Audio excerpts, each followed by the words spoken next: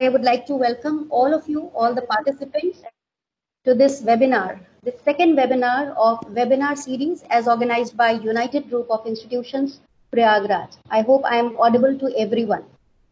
Now, in the last webinar, we had already discussed and covered the topic which was related to career and opportunities to succeed in this digital era.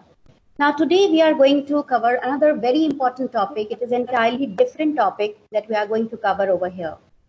Right, as we know that, each and every individual has different skill, different competency, different career interest, core aptitude. So that is why it becomes very important to know and understand that what are those skills and career aptitude on the basis of which they can plan their career. Because now the time has changed. So on the basis of these changes, this complexity in the environment, we have to go ahead with self-directed learning and self-directed career management, right? So when we talk about the educational leaders or the educators or the academicians, we know that they create a framework of curricula on the basis of three domains, basically, right? Cognitive domain, affective domain, and psychomotor domain. So they cover all the aspects. But this is also very much clear to all of us that every individual has his or her own competency level, right? So an engineer can be a good engineer, he or she can be a great engineer, or any engineer can be a person who can act as an innovator, or you can say that he can have his or her own venture. So this is how we can see that there are a few students who are coming up with different ideas, out of the box thinking approach. And yes, definitely this is the time when we have to start thinking, because you can see that all around we have a lot of problems. So in society, a lot of problems are there. So keeping in mind these problems, we as the human beings have to work upon our ideas. We have to generate the ideas and make a plan of action so that we can come up with the solutions, right? So this is very important session, and it is related to idea generation, brainstorming, right? Planning and resolutions. And for this, we have invited Mr. Saurav Saha. I welcome Mr. Saurav Saha. Thanks for giving us this opportunity, right? So thanks for giving your acceptance to interact with these students. We have been in touch with each other since long, right? So we are trying to plan certain things which may be useful and beneficial for the organization and also for the students. So dear students and participants, let me give a brief introduction of Mr. Saurav Saha. I can see echoing of voice, just check.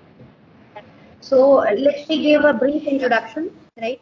So Mr. Saurav Saha is the co-founder of Impactlife Solutions. He's an independent consultant, mentor, and catalyst for innovation, IPR, and startups.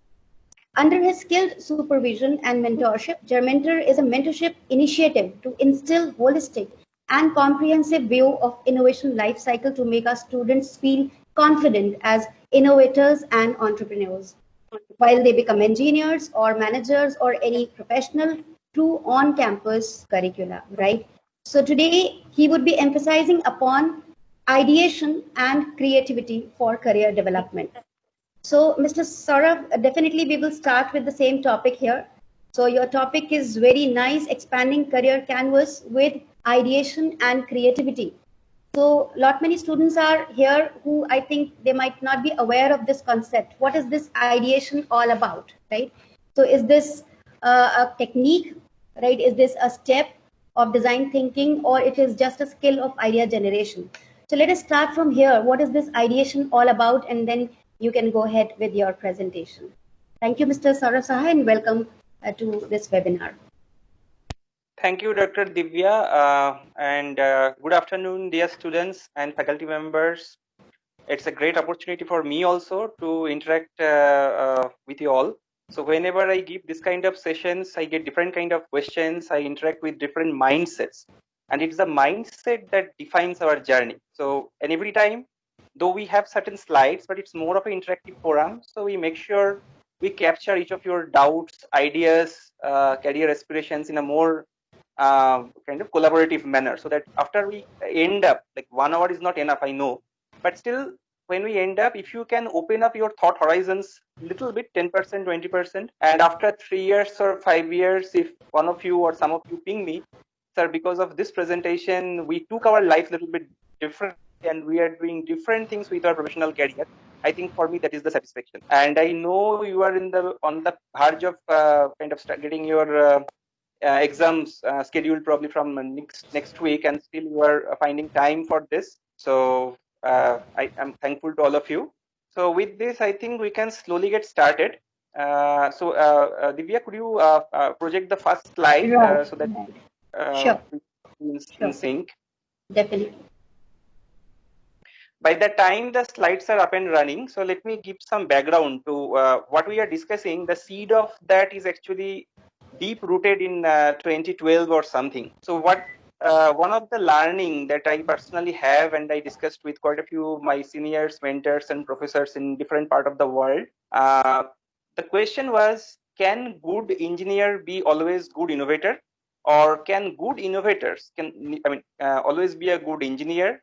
Can these two skills coexist, or there are other dependencies between the two? So we started thinking about that while mentoring many young engineers, right? So in last 7 to 8 years, whatever mentoring opportunity I got while working in corporates, and now whatever we are trying to do, few of us together, we realized quite a few things. And then we discussed with academicians in US, Europe, and quite a few other countries to get a feel what at India we are doing in our engineering curriculum, and some of the other contemporary purposes which have come up, what kind of gap we are currently in, and where we can help Indian engineering students and some of the other countries to catch up with those things so that we can be more useful as an engineer. So that's the kind of what you say, the evolution of this concept. So it's not a one fine day we came up with this PPT or this idea. It was in our brain for last 5 to 7 years. Then slowly we shaped it around, and now we are trying to do something. Okay, so with that, let's get started slowly. The question that was asked, or actually we'll debate and brainstorm with that, about ideation and creativity. And these two words, I am not sure how you guys have thought about it or dealt with these two words, or for the first time you are thinking. So creativity is definitely a well-known word. Ideation may not be that well-known. We always tell, right, like, okay, this guy is more creative, he has a creative idea. Ideation, in a very loose way, it's an idea generation process. But question is, can ideation be always a eureka moment? Like, okay, one fine day I find a great idea, I think my ideation is done. Or ideation is something that needs to be seeded in our subconscious mind, so that at the right time we can make use of it. So that's the fundamental question. If we think we will pass out, we will complete a 4-year engineering curriculum or a 6 years master's program, we will be a great skilled engineer. And then whenever there is a requirement, whenever someone tells there is an interesting problem situation, on the fly I will ideate. That can be one thought process, which is probably not true, as we discover in the journey of this presentation. Then the question is, if it is not true, then we are learning quite a few things. But question is, can we learn the ideation parallel activity so that kind of with us whenever the time is asking for it? And now 2020 probably was one of the best examples when time is. Imagine how many problems we are right now in, right? We started the year with COVID, then we just faced a big cyclone in east part of our country. On the west side, the heat was going on. Now there is some what do you call that? Some of the food harvesting, food eating pests, and all those things are kind of causing large scale disruption. We are aware about global warming. So looking like, and there are some news, this kind of pandemics is going to be very common now. So seeing the extent of problem coming around, now we are all part of engineering. So question is, just or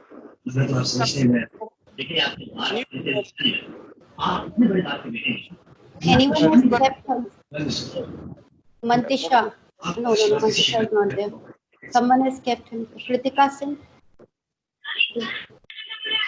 Kritika Singh, kindly keep yourself in mute mode. Right. Yes, please. Okay, so we are the kind of chosen ones in the axis of time. So the conventional engineering mindset, which maybe was quite useful, and I will show quite a few charts now, what we have been doing as an engineer. But in this era, it is enforced on us, right? We didn't choose 2020 the way it is right now, but it is enforcing lots of challenge on us. So when you are presented with challenge, normally the human psychology says we are fundamentally creative. So if given an unusual kind of problem, then we will come up with an unusual kind of approach towards life. Now question is, in terms of engineering career planning, can we do something more which is unorthodox in nature, which is more creative, and which can be more useful in this situation? That's the premises where we are right now in. So hopefully this set of charts or whatever we'll talk through and the interaction, that will keep some thought process up and running even after the session is over. So that's where we stand. Okay, can you go to the second slide? Second slide, please.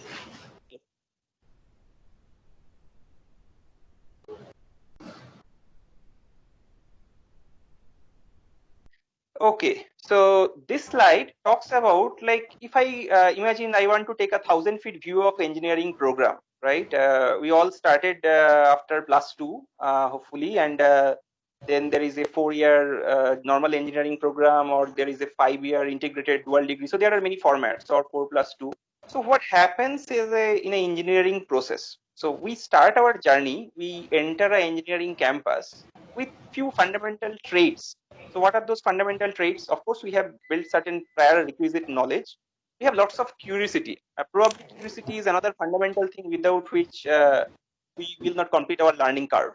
Then creativity and imagination will focus significantly today. And then we have certain concepts, certain practice. So those are kind of a fundamental things. With that we enter. Now engineering as a very high level is a kind of a transformation journey. It's a transformation as a personality, in terms of skill assimilation and many other axes of life. So uh, at the end of it, you earn an engineering degree or a postgraduate or whatever, and you start going into the conventional job world or higher academia or whatever. And there is no yardstick right now that can actually tell, uh, even if I say, okay, there are two person with exactly same CGPA or exactly same marks or something, can I exactly say?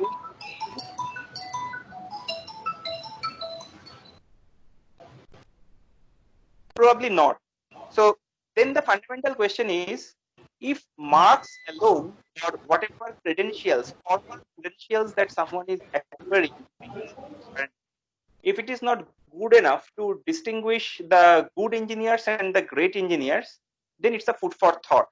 We need to understand in real life situation what creates, what differentiates a great engineer from a good engineer. So we'll go step by step. But first and foremost thing, a question actually for all of us as we talk through. We always learn few core subjects irrespective of our stream during this journey. At least these are the subjects which during my time we have learned. Hopefully still time remains the same. There is subject called engineering mechanics, drawing, physics, maths. These are core subjects. You'll be surprised to know there are few universities in the world which are introducing subjects like engineering ideation, engineering creativity, engineering innovation, engineering visualization. It looks a little bit catchy, fancy words, but why these kind of subjects are now getting assimilated into the mainstream? There must be a reason, and the reason is how to distinguish a good engineer from a good engineer. So what we do, the core conventional subjects and the stream-based specializations or whatsoever, if that cannot distinguish in true sense of term the great engineer and good engineer, that means something else needs to fill in the gap.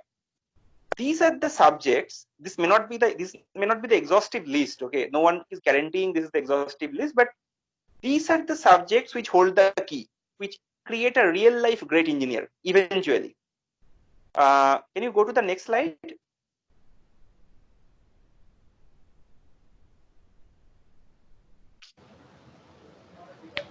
Okay, this slide can be an eye opener for many of you. You may be knowing about it at a very loose way, but it's important to know, because I believe there is a significant number of people in this call who are in the pre-final year or final year, and you are looking for different campus placement drives or many other things right now, lots of internships, and you are engineering career. So we need to little bit demystify or little bit scan through what typically happens in an engineering career.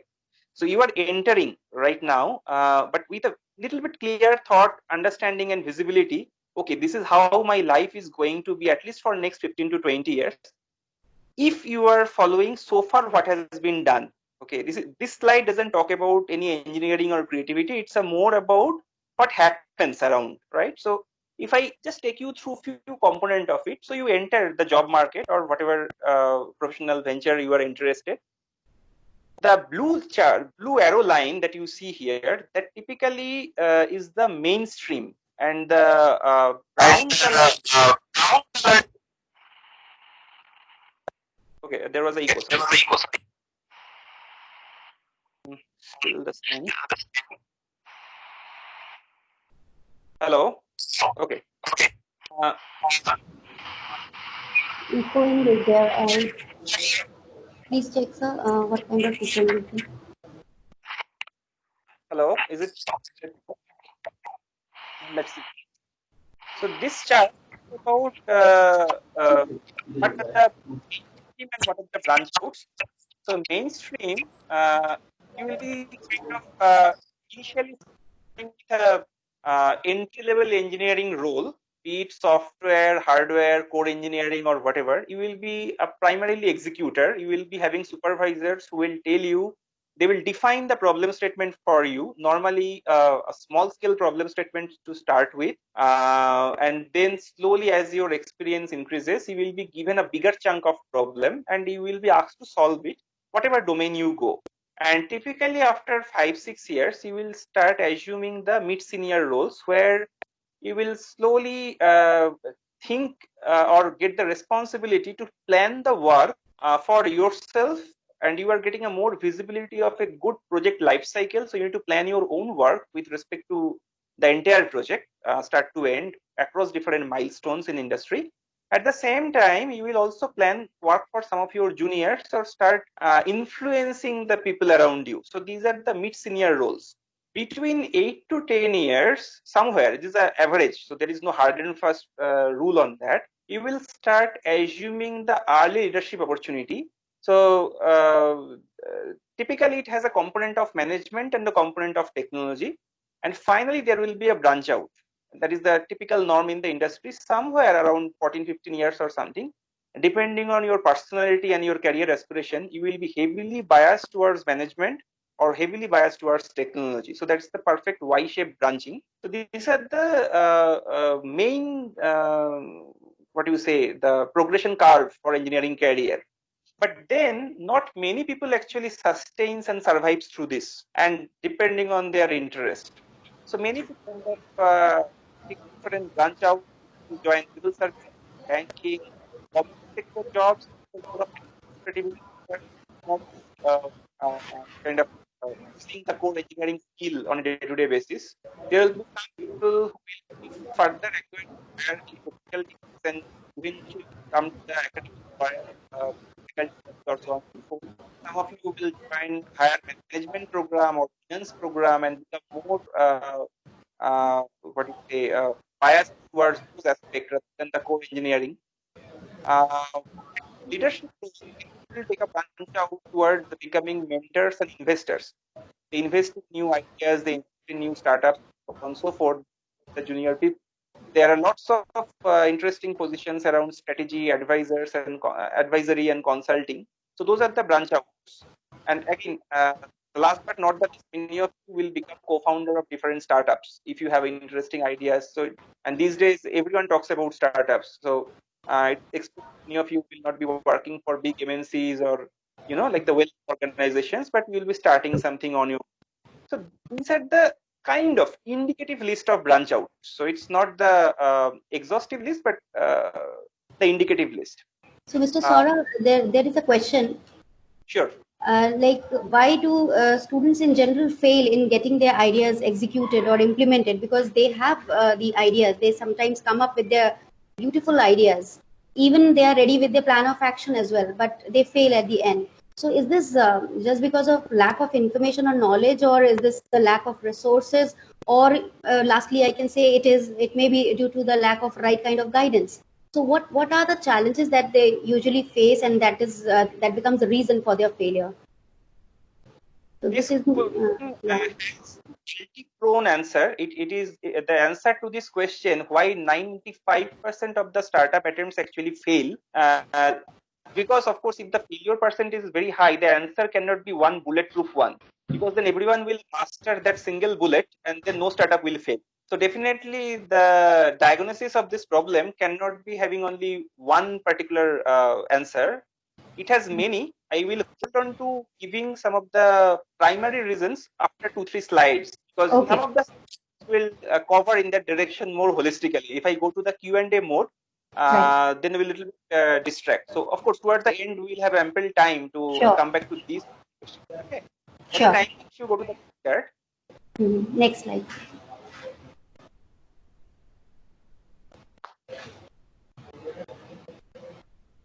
Okay, so this is where slowly, so far we talked about what happens in an engineering program.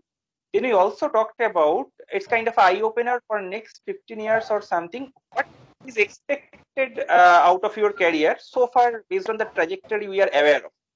So now this slide is one of my favorite slides. It's a very simple slide, but it has quite a few takeaways. So what happens here? So some of you or all of you may be having at least the basic knowledge of the modulation scheme from your electronics or computer science background. So you know there is a concept of carrier wave, and you know there is a concept of modulating wave. So to be successful in your overall career, we'll come to ideation, startups, and all as time progresses. But we have two fundamental uh, career. One is our core engineering skill. There is no alternative or shortcut to that. Definitely, you need to master whatever stream you have chosen. You need to master the core engineering skills. Then these days, for last 10-15 years or something, have been demanding on quite a few add-on skills. We call it soft skills or soft skills or additional technical skills, finishing skill. How you acquire that? You acquire it through different internship projects, different hackathons, ideathons. All these things are very common these days. So these two being your primary careers. Now, the past year, remember we talked about the differentiation between the great and the good engineer. So this is where we are now trying to introduce a third modulating factor, which will be essentially your imagination and creative thinking. Now, imagination and creative thinking, these are the two bricks to develop ideation skill. As time progresses, we'll understand it more. If you are not imaginative in nature, and if you are not a creative thinker, then you cannot modulate it in the context of engineering. So imagination is a very broad word, right? If I'm a good painter, if I'm a good artist or musician, I need to imagine quite a few things. Otherwise, how new art forms and all those things are happening? And creative thinking, again, it's a similar field of word. Question is how I can be a good imaginative person and I am a good creative thinker, but I am realistic. So my realistic understanding of engineering coupled with my imaginative skill and creative thinking is the root what will eventually create the seed of the great engineering. And if you are a great engineer, like one of the question that we little bit skipped for the time being, why startups fails, there are many answers, but one of the answer is actually linked to that, right? So the idea generation part of the startup, by the way, idea generation need not guarantee the startup success. There are many downstream hurdles. Still, assuming I want to develop a great idea, whatever be it is, then I should not forget, I need to be always a imaginative and a creative thinking person, which I have probably inherited even before my engineering journey started, because it's a fundamental thing. So these two together should make sure I will be in the process of creating a good idea. Now on the bottom part of this chart, you are seeing two branch outs.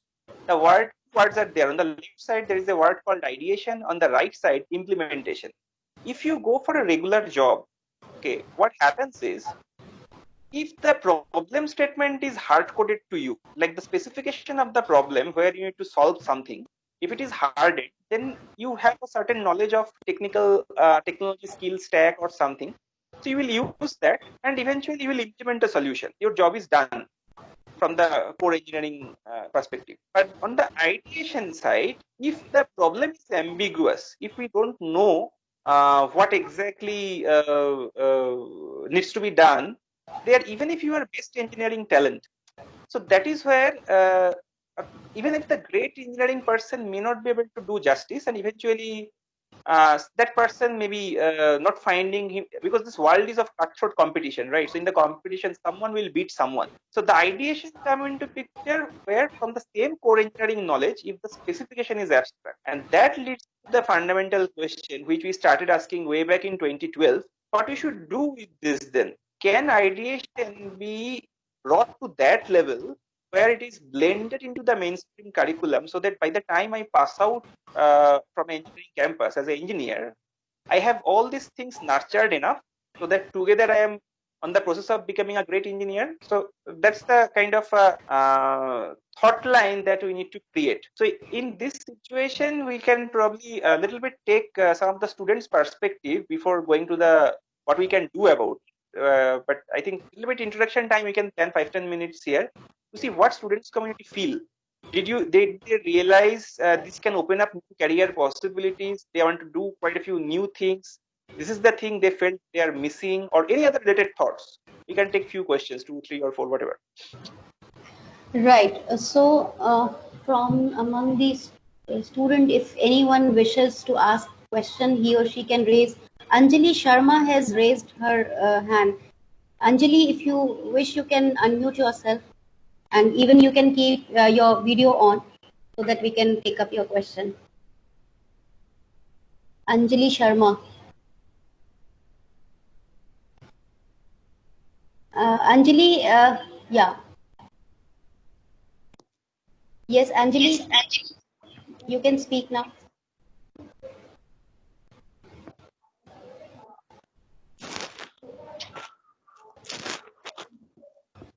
Anjali Sharma, you can ask question, whatever you have in your mind.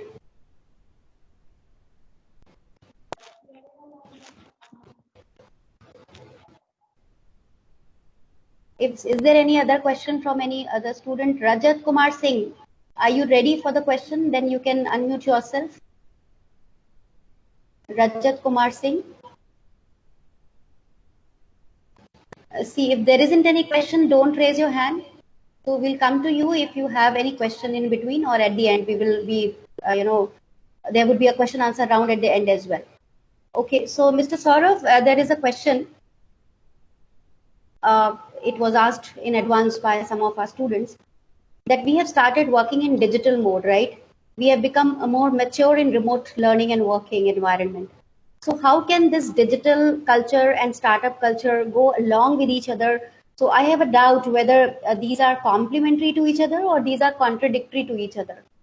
Because digital, we are entering into the digital era, and we can take advantage of this, VUCA environment to start to nurture our startup culture as well. So how these two cultures are going to support or contradict each other? Kindly throw light in this direction. This is little bit different from the scope of today's presentation, but still I will take it at this point. So we need to create opportunity in non-adverse conditions. So that is one fundamental statement. So what happens is, so digital world and startup world in a high-tech environment, they are always friendly to each other, right? So if the solution is high-tech, which has a requirement of all the digital technologies, then of course, and already many new startups are coming in the remote learning and all the remote connectivity space. But there can be some of the ideas, like in one of the previous webinars, someone asked, one startup is working for industrialization 4.0, okay, and Right. they require a balance between the physical access and the digital access. and Okay. their startup journey is kind of stalled because of all this kind of lockdown and all those things. So that startup cannot prosper in this kind of situation. So there we discussed like, but anyway, if I put the details of that particular corner case, again, it will take significant amount of time. But to summarize your question, so digital world and startup world, they are apparently unrelated topic. Question is, to create my startup idea, if I can make use of the digital world, then it's fantastic. If not, then think of more creative approach where some component of the digital world I can make use to promote this. But again, it's Right. generic question without getting into specific idea. It's a little bit difficult for me also to say how exactly the matchmaking can happen when because you need to break down this component of the idea. It's not a one fit all kind of answer like, okay, I give a generic prescription or something, right? Mm-hmm. To complete the other 3-4 charts, then everyone gets kind of a complete picture of what we are talking here, and then hopefully the students will participate more with respect to their career thoughts. The more important part for me also, or for all the as academic faculty members, like to understand what students feel about this approach towards the end, right? So that's what we'll focus on. If you go to So the next chart. I request all the students to listen to whatever our expert speaker is telling about. Then Then accordingly, you can have some ideas and questions because it has to be an interactive session, right? The questions must come up from the slide, student and the faculty members. Yes, please yes. change the The slide. slide very less, just to ensure we have ample time for interaction. So if Right. you go to the next, so this chart kind of outlines the journey from good to great engineers. We knew the challenge of the time, or the challenge of this VUCA world, or whatever way you define, is to create more and more great engineer. So question is, what is the recipe, structured recipe to create great engineers during our journey? So that is the fundamental question. So from the good engineer, assuming we are not compromising on the two career lines that we mentioned, one is the core and one is the conventional soft skills. So you all are already on the journey of good engineer. Now let's assume we somehow have a mechanism to harvest our internal creativity and imagination. What it will lead to? It will lead to something called engineered visualization. So what happens is, and the right side, I don't have any better picture other than Steve Jobs. He didn't invent the engineering component of the Apple platform or whatever related thing we are today aware of. But he created something called engineer, or he reached this milestone early on in his life of this engineered visualization, where he visualized something which can be supported by engineering. This is very important. If you, now that you are learning step by step certain concepts, you know what makes sense, what doesn't make sense. So the I should, as an engineer, I should not be kind of creating a solution proposal which I know the concepts of engineering can never reach or can never address. Then even if I imagine a great fanciful idea or a great solution which is leading to a startup or something, it will fail. So we, when our these two career waves, the connect to the previous chart, and this imagination skills are working together in our subconscious mind naturally, then whenever we are thinking of a new idea, that idea will by default reach a state of engineered visualization at certain level of maturity, of course. Then we need to still investigate or use or bring into action our engineering skills to make sure we are not doing any mistake. So normally in the first round of engineered visualization, like I say, I'm visualizing an Apple phone, imagining Apple is this iPhone or iPads are not there in today's world for the time being. Let's assume, and say we are the all Steve Jobs present here in this call, and we are visualizing a new format of phone which is not there.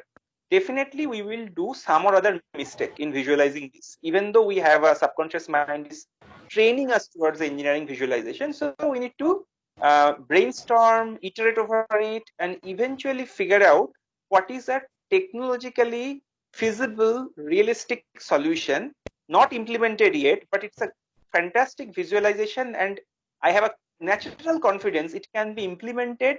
Of course, there will be challenges, hurdles in the implementation cycle, but it can be made a reality. So that is the kind of the core where we say the ideation phase we have achieved. And the ideation and innovation, these two words are again different. So ideation is an untangible version. Ideation can be is in my brain, or I can verbally narrate to someone, or I can keep as a form of PPT. I can draw some picture, diagram, but it is not a reality. I cannot offer it to someone who is in need of it, or to a prospective customer or client. Hey, please try it. This is the new idea. It's still ideation. Now, we need to, of course, use our career waves now, the engineering skills, to realize it to the level where it sees the light of the day. And now we say, okay, it's a fantastic innovation. So if you see in this chart, in the ideation phase, few things are connected very closely with it. Without going into the deeper discussion, because it's a more of a student community here, if I understand, and how to enable ideation into the curriculum, it's more of a teaching methodology discussion.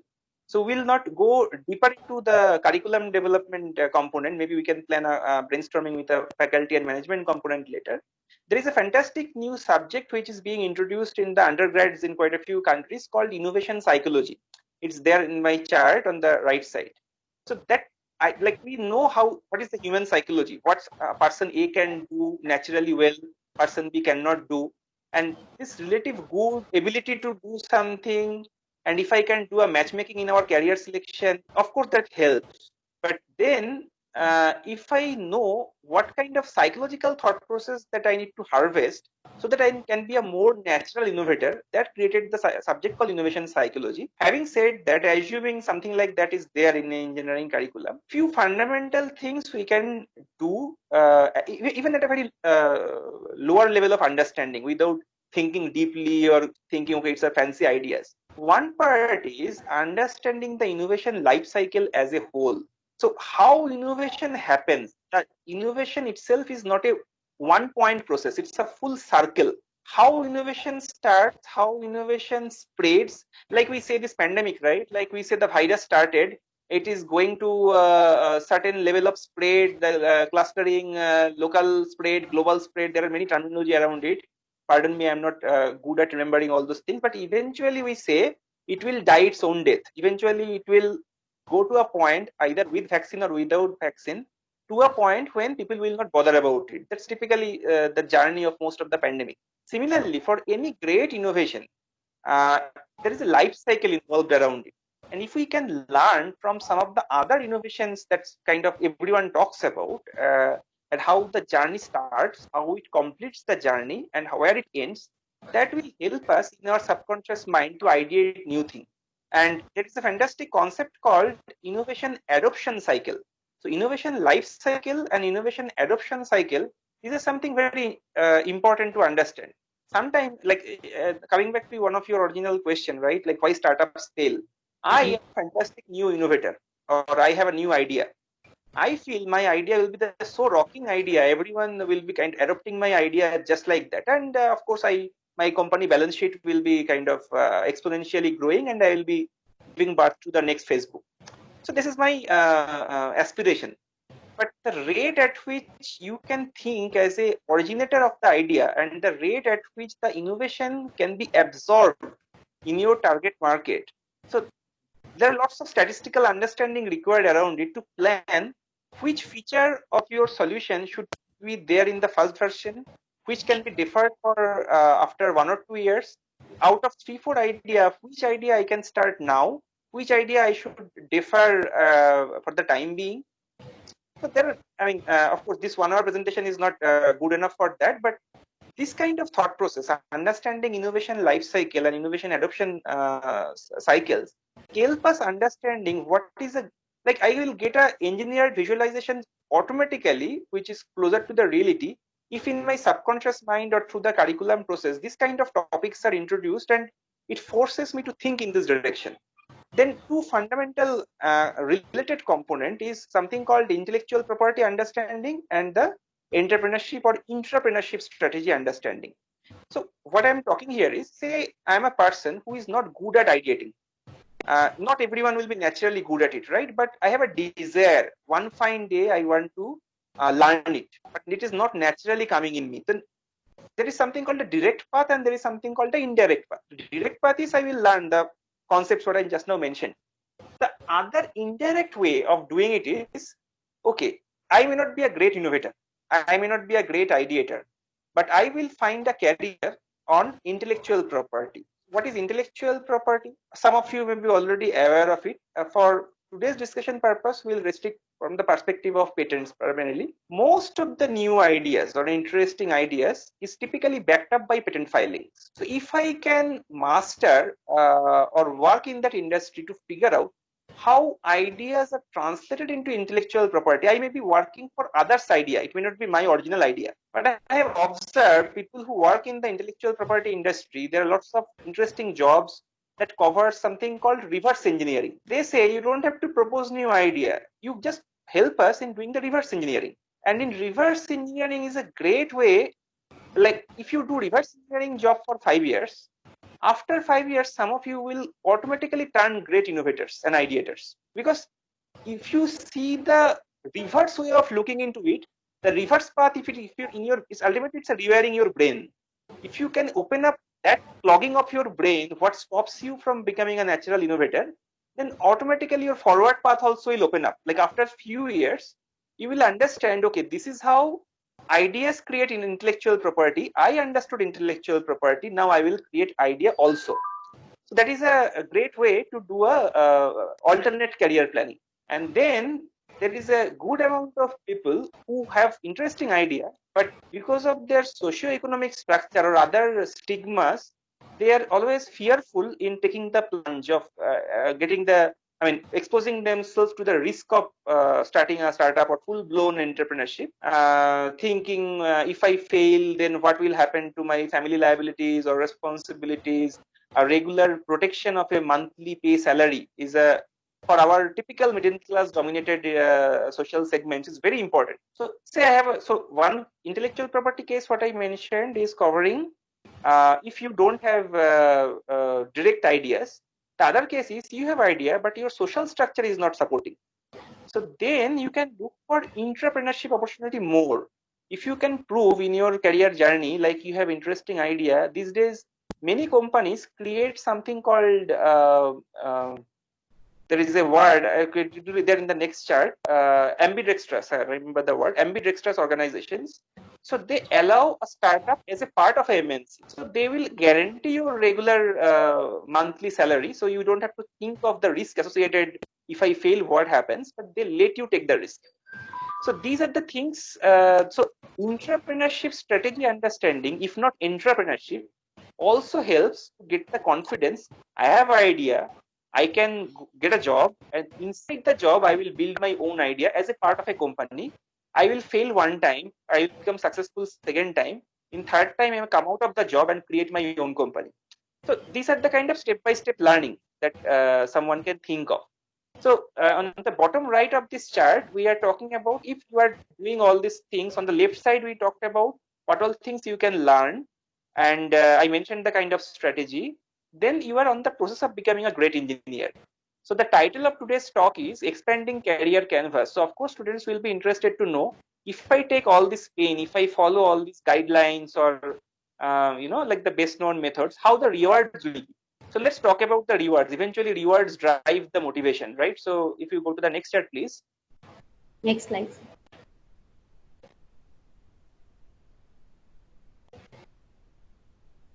Yeah, so this chart hopefully be a good, what you say, motivator for some of you at least, if not everyone, to find the importance of so far what we tried to describe and adopt it wherever possible.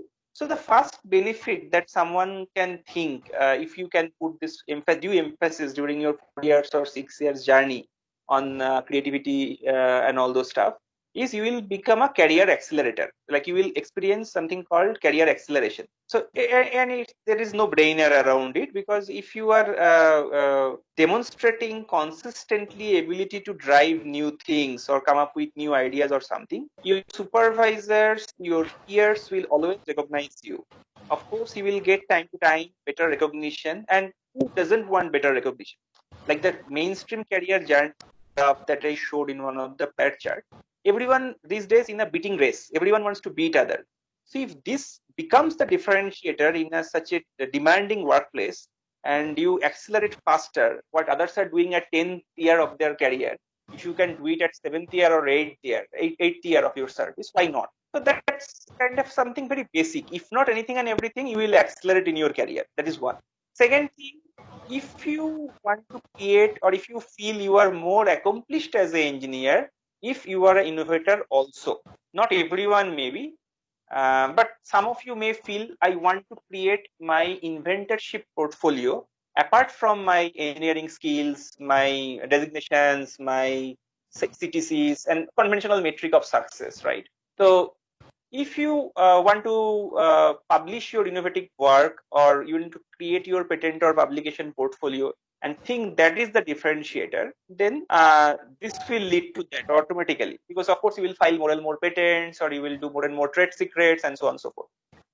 Intrapreneurship I mentioned already. If you, some of you are thinking of a new idea, want to pursue it, but always hesitant because of socio-economic pressure, uncertainty of the job, uncertainty of the startup failures, look for ambidextrous organizations which specifically create sub-organizations.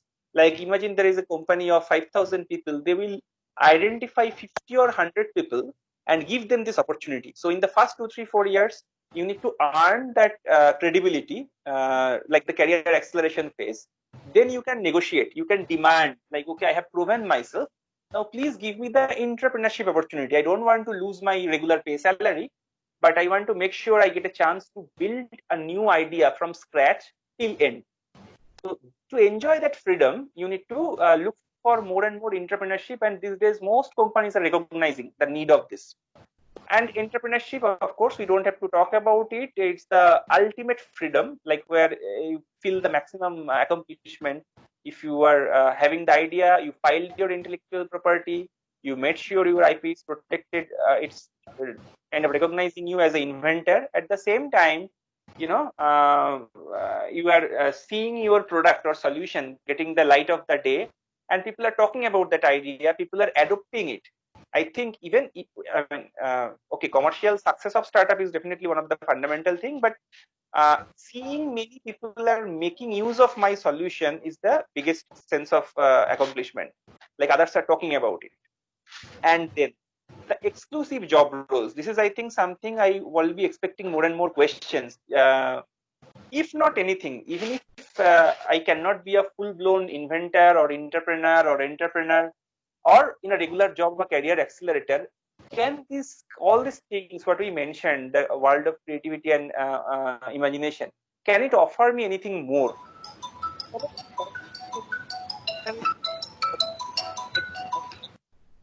5-10 years, which might not be very known earlier, but now these are the job roles which are driving the industry, and everyone talk about this. So these, if you want a place in this kind of job roles, what is there at the bottom side of this particular chart, then you have no other choice but to adopt those concepts what I was mentioning in the previous chart. So there are job roles called innovation analyst, innovation strategist, innovation consultant. Sounds quite fancy, and you need to understand what exactly it takes to get there. But without going into the deeper analysis of each and every job role, the training of each and every job role is requiring those same fundamentals what I mentioned in the previous chart. There is a fantastic new job title called concept engineer. If I don't want to take the hassle of regular implementation projects or something, but I want to always get a luxury, I would use the word luxury to bring new concept to the table. So there are certain MNCs who created a new domain verticals called concept engineer. Their job will be always to ideate, submit the foolproof concept which ideally should not fail, and the next team will execute, and you work on the next idea. So if you are an idea centric person, would it not be a great motivator to find a job as a concept engineer? Then if, even if you are not a yourself starting a startup, you can find a job called startup analyst or startup evaluator, which is a very hot job and very high CTCs are connected to it. So if you know how innovation can be metricated, how innovation can be analyzed from the perspective of the startup, then like all the startups require funding, right? And funding is a big ticket thing. more the risk, more the success probability, more fund that all the investors are pumping in. If you can exactly figure out in a relative space, this startup has a better success probability, and you can actually quantify it and tell a person who is sitting on few crores or something, hey, put X amount of money here and X by 2 amount of money there. That judgment call is huge. Now this judgment call may look like a very one line small judgment, but it requires 5 months, 6 months, sometime more than that to complete the startup evaluation. And there is no other way apart from some of the finance and conventional thing, other parameter. You need to get into their creativity and the imaginative thing. You need to visualize it on your own. Then only you can be a very good startup analyst. You can find many project and program management kind of job inside many accelerators and incubators. These two words also, I think most of you are knowing by now. Thus, these are the startup creation hubs essentially, right? They talk about accelerators and incubators. There is a fantastic job role called entrepreneur in residence. You can Google it around. This also allows you, without losing your stability of a regular paycheck, to do something new. So, but again, the list is more. Maybe if there is an interest, we can plan a detailed call. So these are all opening your career canvas. So far, you knew you can do certain core engineering job, some IT job, like or maybe doing your PG program in certain things, or any of the conventional jobs. But if you are connected to the world of ideation and creativity, want to shape your career, Divya rightly said, these days any company will tell you, we will give you a job, but you are the owner of your own career. Career cannot be dictated by a company. Career, we are responsible individually. So if I want to make sure I feel satisfaction in this kind of positions, this is where I want to shape my career. This knowledge is important. Otherwise, what will happen is I will be in the mercy of my destiny or something. Some people, just by luck, get into fantastic roles. Of course, connected to some inherent talent or something. Sometimes just a lack of information and lack of understanding how to shape the career, people could not make the right decision at the right time. So these are the knowledge probably help you to direct your career where you find your inner accomplishment. And if you are connected to inner passion or whatever, then of course your journey will be accelerated. There is no doubt about this. Okay, I think I will just finish one final slide. It's 3:56, and then we will be totally open to the questions. Just one more slide if you go. Okay, so this is even more chaotic slide. Okay, in this slide we don't give certain directions, but this is a fantastic eye opener. In 2009, I was in US, and one of the cab driver who picked me up from the airport, he asked me, "You are Indian? Okay, you must be good at IT or something." And I was not sure what to talk about it, but then I was just casually. Then this person was asking about my career background, and I counter asked, "Okay, sir, you are quite aged. What is your son or daughter they are doing?" Then way back in 2009, 11 years back, still I give reference to this. This person told, yes, my son is studying musical electronics. And believe me, in 2009, when someone mentioned my son is studying musical electronics, I was totally shocked. Okay. I was thinking, what is this musical electronics? Then after some discussion and after some follow-up information harvesting, I figured out at that time, some of the US universities are offering specialized electronics engineering curriculum focusing only on the inner acoustics of the digital, musical instruments. So they know people who are naturally tuned to the music, they know the ragas, they know the beats, they know the, what do you say, I am not the very good acoustic person by the way, but the fundamentals of music. They want to just dedicate their career on the digitization of that.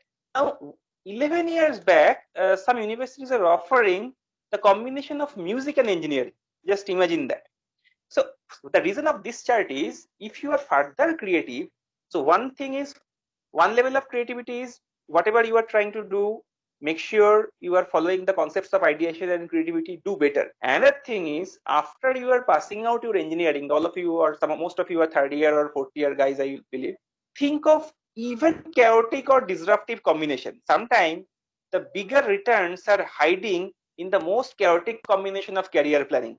Okay. So why engineering degree will be always followed by a conventional engineering or management postgraduate degree or something? The entire world is with you. The entire career branches are with you. Just adapt the combinations. You will find some applications. India is slowly shaping up in that direction. Of course, if someone asks me after this slide, okay, show me where exactly the opportunities are in India, uh, uh, the answer is not highly promising with respect to this chart.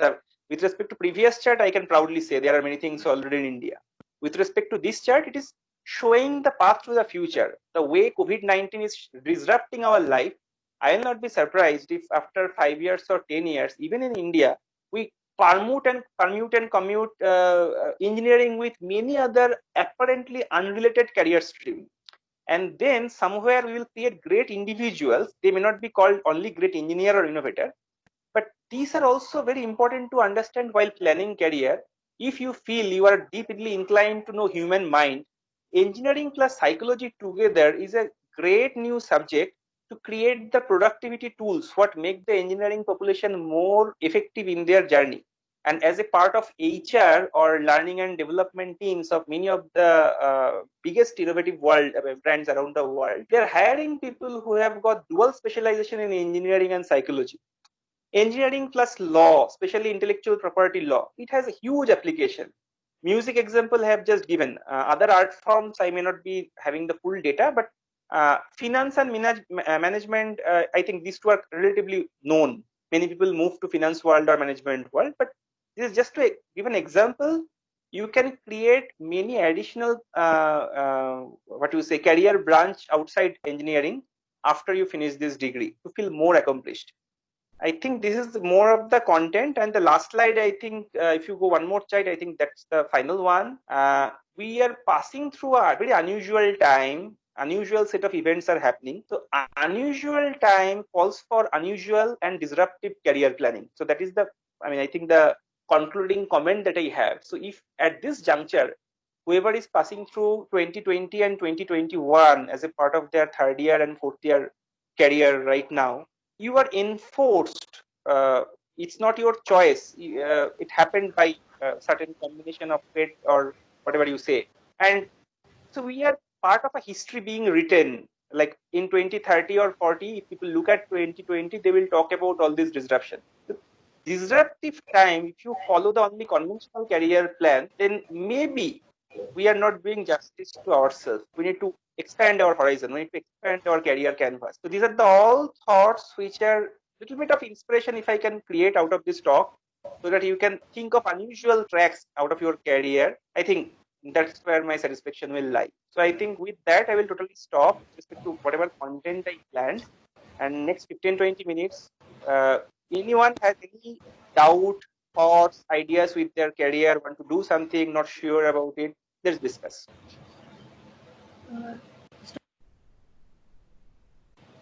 All right. So I request all the students. So if you have any question, please raise your hand. Meanwhile, I'll ask some questions. But yes, I would seek interest of the students, questions from the students themselves. So if you have created some ideas in your minds, please do share. You can just raise your hands, and then accordingly I'll take your name, I'll call your name, and then you can go ahead with the question. So Mr. Saha, you were talking about creative extension to engineering, right?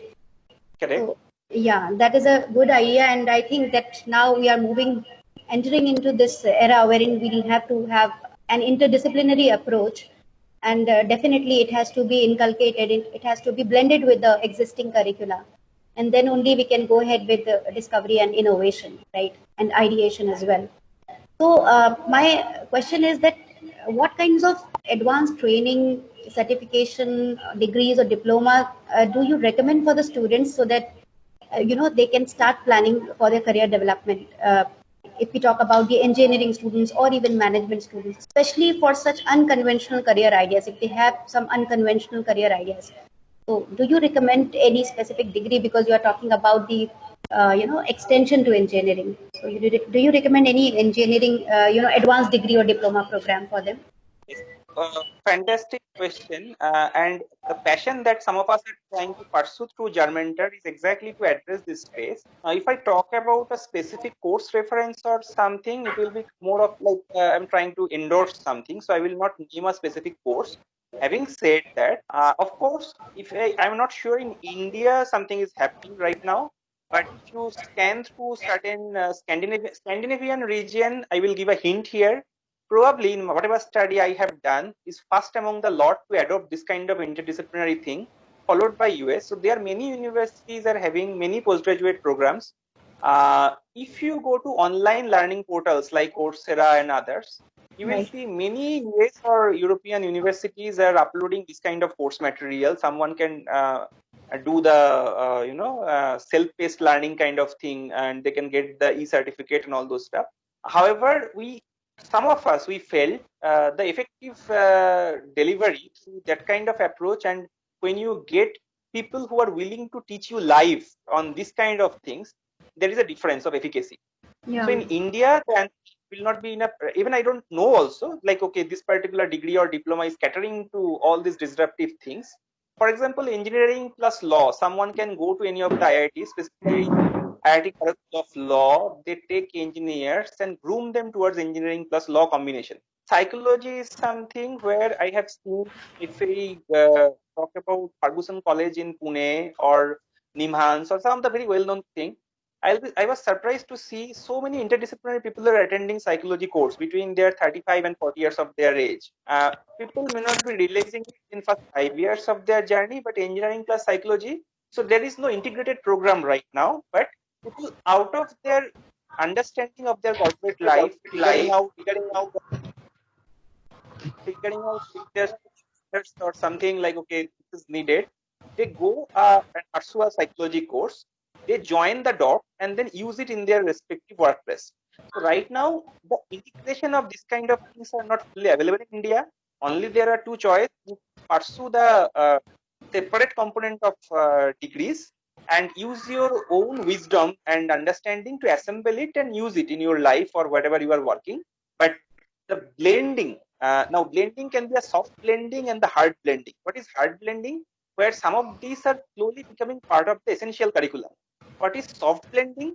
We are not forcing anyone to take a credit course or something, but in a soft mode, few sessions of topic A, few sessions of topic B with some assignments, with some case studies, these kind of things will expose. So these are the kind of thing that's required to happen over next 2 to 5 years to make India prepared for that. And we are creating a live pool of mentors can be accessible so that people are not compelled to kind of go to only Coursera or something, get a recorded lecture and do artificial.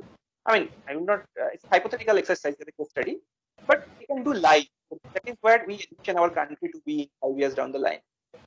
Right, right. Thank you. And it was quite informative.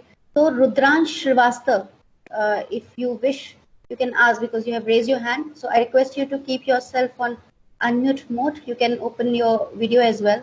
And please ask your question, Rudransh. Ma'am, am I audible? Yes, yes, you are audible. And if you wish, you can open your video as well so that we can. Ma'am, first of all, I want to ask that, ma'am, can I get all these PPTs slides? And Okay. secondly, ma'am, I want to ask a question with the increase in technology, there are new specialization and profession coming with time, like artificial intelligence engineer and data scientist. So what are the courses and what should be the mindset of someone if someone wants to become artificial intelligence engineer or data scientist? Thank you. Mr. Saurav.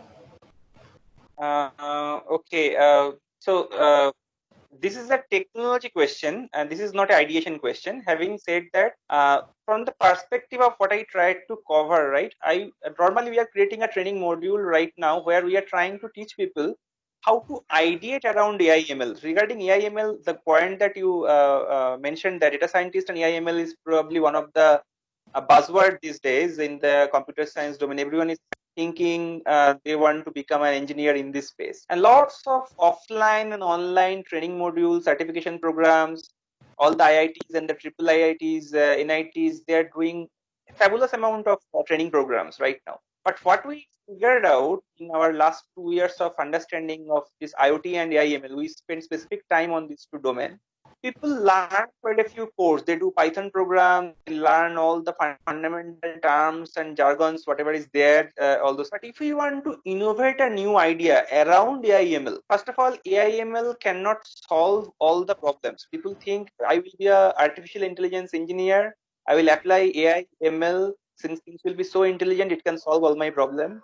So we are trying to show step by step how to conceptualize a new innovation using AI, ML, as AI, ML is just an example of technology stack.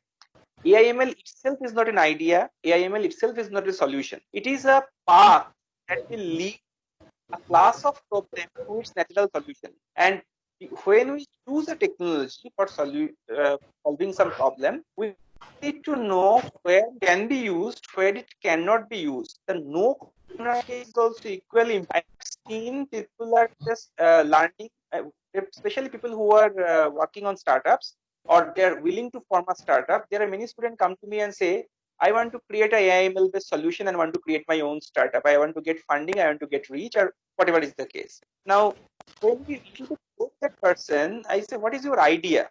And how you think you want to put data science here, you want to put AI/ML here. And we go deeper, we understand what courses they have done.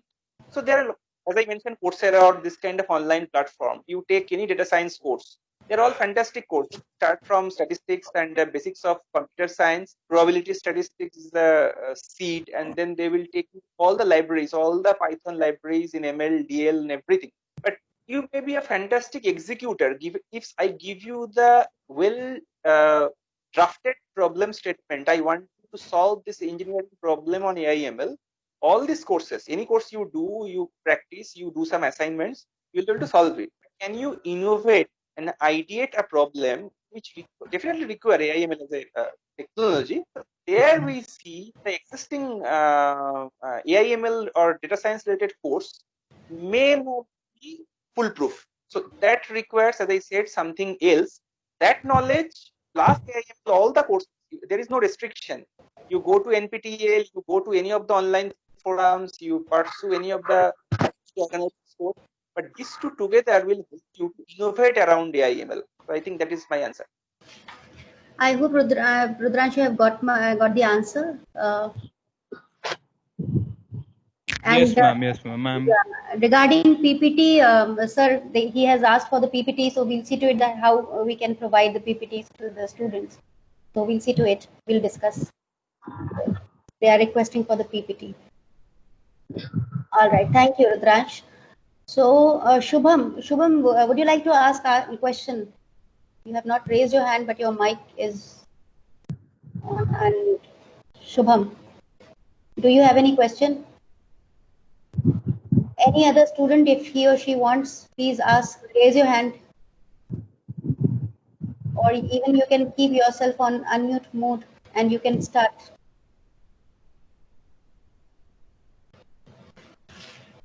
Mr. Saurav, you can keep your mobile phone a little away from your face so that we can see your complete face. It is half showing. Showing my view, I see the full one. Right, right. Yeah, now it is clear. Okay, so Mr. Saurav, there is a question that how can a student know the best IPR strategy for their startups or companies if they have, initiated? So what? Yeah. This is another fantastic question. Some students or a group of students always come and say, we have 4 ideas, but definitely at the same point of time, like normally when you think through with a pen and paper, and if you are having a creative mind, you will definitely come up with more than one idea. It's not possible human mind will immediately zero in on only one idea. And if you are quite serious about it, if you think you want to create a startup or entrepreneurship, or you want to file a patent or to protect your new idea, right? Because intellectual property is also equally important. Which one to pick out of many? So that is where I was talking about innovation life cycle and innovation adoption life cycle, these two words, right? We go deeper into it, and that automatically, along with few other tools that we cover, in your mind, this answer should be natural rather than someone like there is no. This is not a topic where I can create 4 parameter there is a fantastic explicit score. In this score, this idea is 5, this idea is 2, this idea is 3. I create a cumulative score. I say this idea is the winning idea and it is 45 out of 60 or something. I pick up this idea. So if I go by that kind of metricated way of doing it, it doesn't work that way actually in the long run. So you need to develop the hunch. The hunch will tell, yes, this idea I want to put my first bet. Like someone tells you in stock market, how to put your money. There are lots of analysis. There are lots of financial analysts. They say this stock is going to perform more, that stock is going to perform less. But the most winning investor, they go by their hunch. They use all the knowledge, of course, but it not be like someone will tell you, hey, on my all this fantastic rating and ranking system, this stock is going to outperform most, so please buy this stock. Similarly, if you have 4 ideas or 5 ideas, if you follow any metric and eventually decide on this metric, this idea wins, it's not, but the life cycle concepts and the other things, the ideation related things when I was describing, if you spend 3 to 4 months in that direction, when you have trying to decide between the multiple ones, the natural answer will come from your subconscious mind. I think this is going to work. And that is the hunch, and I will always recommend go ahead with that rather than formulating, hey, I think this idea is 5 out of 10 or 4 out of 10. Right, right. So, what are the sources of funding for such ideators and innovators? Can you throw a little light on that? Because there may be few questions in their students' mind, but they are not asking, they're hesitant of asking the question. What are the sources of funding? Because these are certain constraints that students face while implementing. Compared to 5 years back or something like that, right now I believe funding channels are now multifaceted. I am part of or rather interacting with multiple innovation farms in US, Canada and other regions who are also willing to consider student ideas from India. And we are also discussing how to create cross-country initiatives, because normally what happens is the student, like if you are an experienced person, if like someone who has got 10-15 years of experience and someone, they will be much having a better network with the investors or angel investors or VCs or so on. Students have a credibility problem, right? Like say I am a fantastic idea, but I am a 3rd-year student or 4th-year student. If I go to an investor directly, the chances of rejection is very high, and especially if I don't have a prior track record of making something successful, will further say, I will put my money into risk by trusting you. So that we are, I mean, it's a very early stage to comment about it because we haven't come up with the solution yet. We are trying to create a different shortlisting criteria in collaboration with some of the outside India partner to see only for academia we can create a like apart from whatever government, different state government and central government policies are there. Maybe in 5 minutes there is no way. I should not think of going through the list of potential schemes and like the options someone can actually think of. If you go to entrepreneurship scale of Government of India, Ministry of Science and Technology, browse through one by one, you will see many links and resources. Search. And on the private side, everyone knows there are venture firms, there are investors and all. Question is, what we can do only from the academia purpose. So for that, we are just in a very early stage to come up with some model. But hopefully, if the model is successful, people can actually present their idea in a different format and get funding. Some of you can refer to Open Innovation Model in Singapore. That is a model that also many countries are trying to adopt, where open problems are thrown by the well-funded organization. Students take up that and then build a solution either against directly the same problem or propose something around it, and sometimes they get accepted. If you go to Norway or Sweden or Denmark, those countries, they are sitting on lots of money. They are one of the richest countries of the world, actually not US. Those countries having the maximum surplus cash, I would say, to invest on new ideas. They handle with a completely different set of cross-university fund forum. If you go to European Union, even there is a proposal, India can actually apply for Germany and other countries actually. It was not there 2 years back. So essentially the world is changing. There is no one-fit-all answer. From our side, we are trying to come up with a new approach. which may be taking a little bit time, but let's see. Right. Thank you. Thank you so much. So, although we will discuss in detail later because we are planning for students' development and we are working in this area as well. We are coming up with the United University as well. So, we are exploring industry association and the association with Germentor as well. We look forward so that we can guide our students, those students who have some unconventional career ideas. So, can you give us a fair idea about the career prospects on intellectual property track in India and abroad? A little overview you can give to us. I was actually expecting some question on that, because as I was mentioning, the ideation is the core. The periphery is having three components, right? The innovation related fundamental jobs that I listed, entrepreneurship, and the intellectual property. Intellectual property in India is a very interesting thing. So India started its journey quite late with respect to US, Europe, and other countries, then picked up very well between 2010 and 2018, and then got stagnated. And when we are analyzing year over year intellectual property number, we actually didn't see a rise in last 2 years. Whereas we always compete against China. China's growth is exponential. If you compare China and US, China was nowhere close to US 10 years back. But now China is neck to neck on many things with US, and including intellectual property.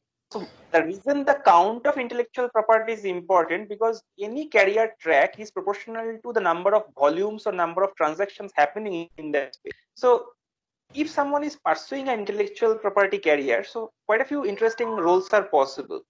So people typically start their career as something called patent analyst. There are quite a few Indian firms which offer not so great salary, but it's very similar to what TCS or Wipro or Infosys would be offering, maybe 30-40% less than that. I would encourage people who have a longer term vision of aligning into ideation and creativity to take up those jobs, even though if you sometimes you need to trade off the short term benefit and the long term benefit. What happens is, with little bit less salary, if you spend 2-3 years as a patent analyst or senior patent analyst kind of job, then you will get access to the corporate R&D legal.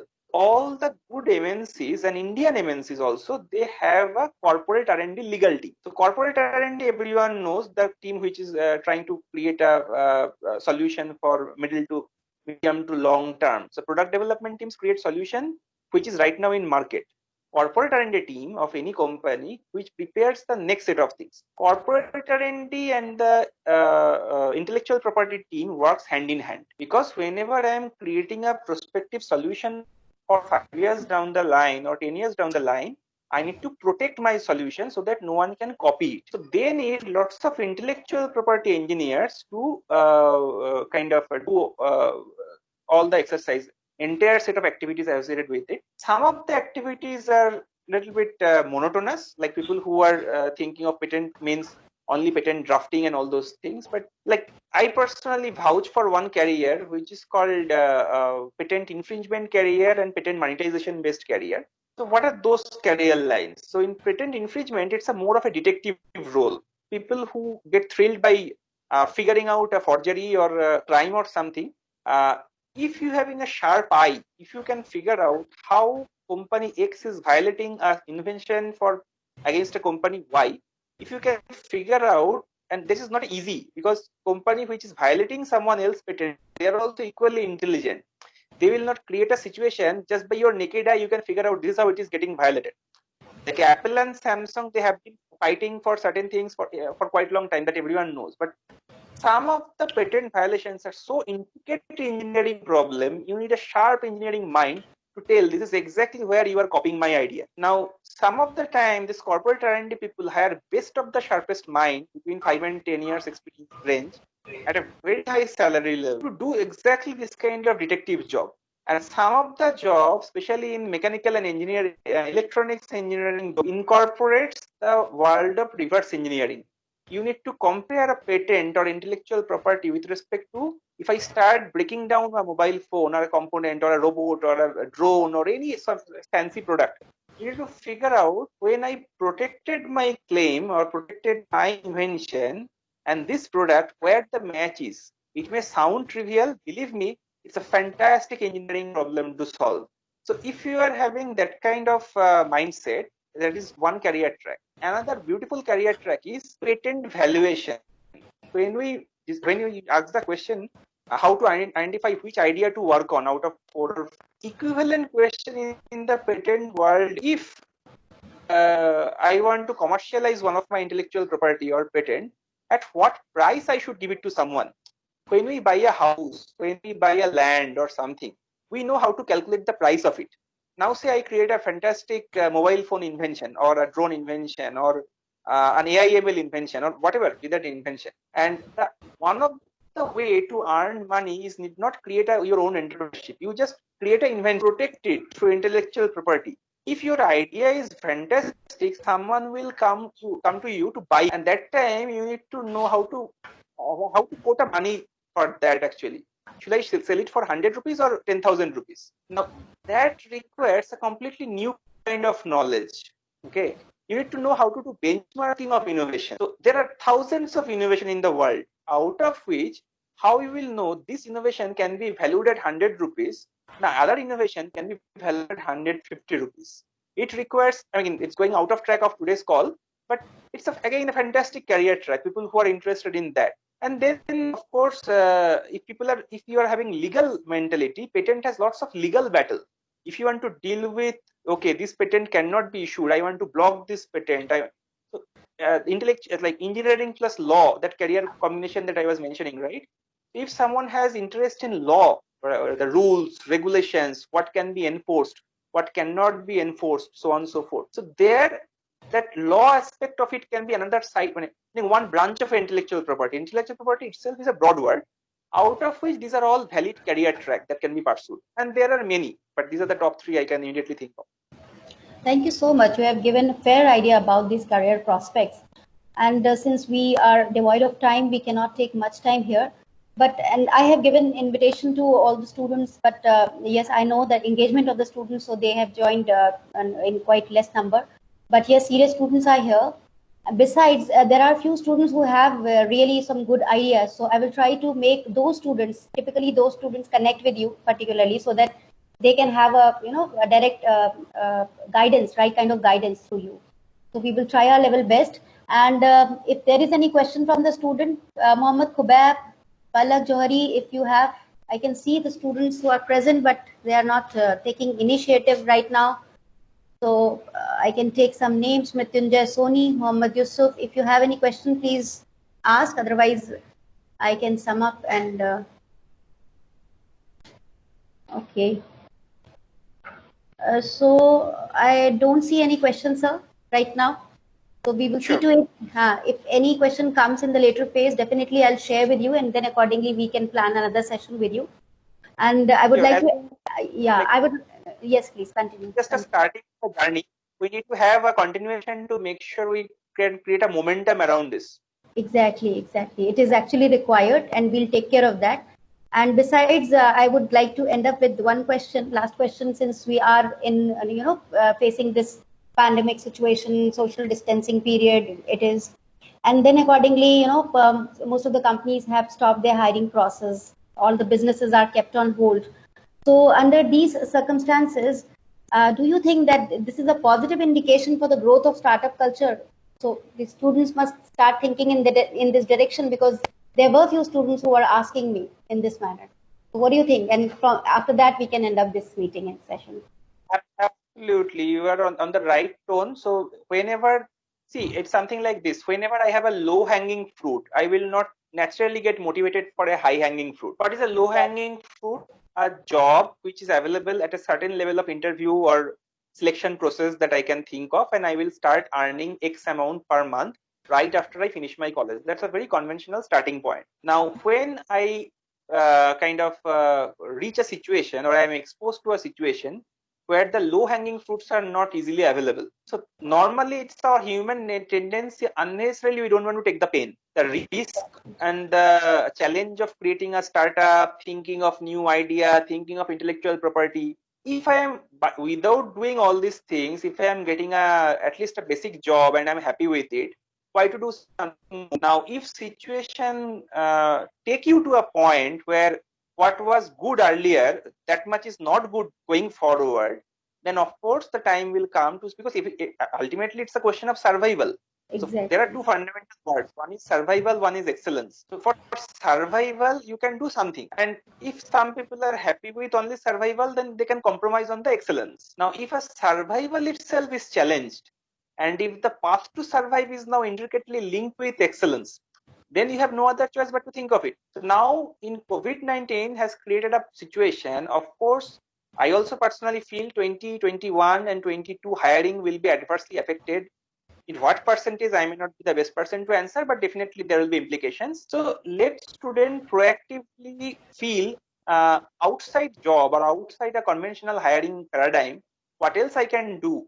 This can lead to thought process around the time tested solutions or innovative solutions or disrupted solutions, anything, what it be. But yeah, they will be now compelled to, and that is the time when the creative minds will win.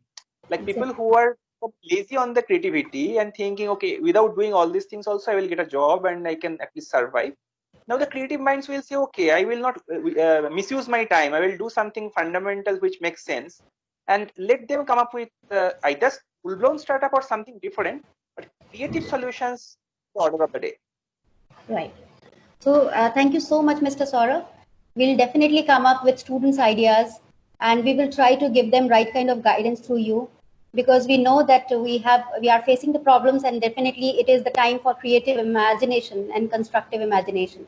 So we'll see to it. We'll connect with the students and definitely plan a session with you, and at the institute level, at the organization level also, we will seek your right guidance in this direction. So see you next. Yeah. Thank you so Thank much. you. Thank you so much for your valuable and insightful session. Thank you so much. Thank you Thank all the participants. And Mr. Saurav, if you wish to give message to the remaining participants, you can give, and otherwise we can end the session. I will just conclude with the same sentence with which I started. So Yeah. we are all part of a unique situation. So in a unique situation, make sure whatever defines your uniqueness, ask yourself where each of you are unique. If you are living a common dream, then you are one among many. If you want to leave this world 5 years or 10 years down the line, you want to think between my engineering completion and now what I did uniquely. If you Right. want to feel happy about it, then your time to act is now. And this kind of adverse situation is, I mean, probably the best of the time to kind of propel you in that direction. So with that, I think I will stop. Thank you so much. Thank you. See you. Thank you. Okay. Thank you all the participants. Thank you.